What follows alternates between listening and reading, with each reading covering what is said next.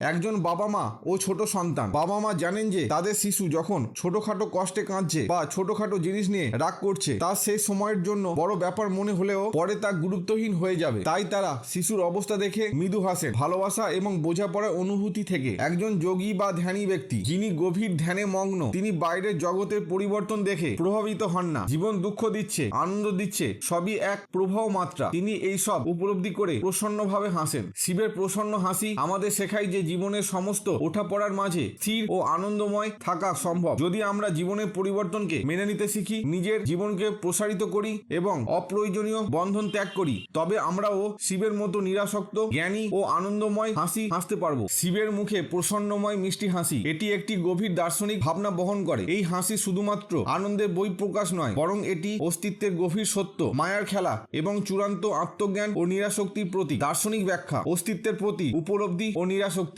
শিব হলেন পরম যোগী। তিনি সৃষ্টির এবং বিনাশের সমগ্র চক্রকে সমানভাবে গ্রহণ করেন। তিনি জানেন যে এই জগৎ চিরস্থায়ী নয়, সমস্ত কিছু পরিবর্তনশীল, জন্ম এবং মৃত্যু একে অপরের পরিপূরক। তাই তিনি এই পরিবর্তনের খেলা দেখে মৃদু হাসেন। উদাহরণ: একজন দার্শনিক যখন দেখে যে মানুষ ক্ষণস্থায়ী বিষয় নিয়ে উদ্বিগ্ন, যেমন ধনসম্পদ, খ্যাতি বা সামাজিক অবস্থান, তখন তিনি মৃদু হাসেন, কারণ তিনি জানেন যে এগুলো একদিন ফুরিয়ে যাবে, কিন্তু মানুষ তা বুঝতে পারে না।